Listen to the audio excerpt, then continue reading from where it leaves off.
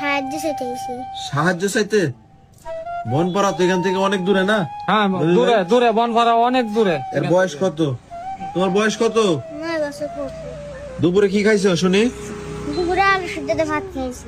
আলু সিদ্ধ করে ভাত খাইছো? বাড়ি থেকে আসছো তুমি? সত্যি করে কও তো, না, সত্যি বলো। তারপর শীতের কাপড়ও তো লইছেন, এই যে এই একটা কাপড়। কে আছে তোমার সাথে বলো? কেউ আসেনি। কেউ আসে নাই? ভাই বোন কয়জন তোমরা? 2 ভাই একটা ফুফু। তুমি বড়? মা কি করে? মা বাড়ির বিছনাত পড়ে আছে। তোমার আব্বু কি করে? আব্বু নাই, চলে গেছে আব্বু চলে গেছে কত বছর আগে? রোজার ঈদের মধ্যে। রোজার ঈদে? আব্বুর কথা মনে পড়ে? বাবার কথা মনে পড়ে?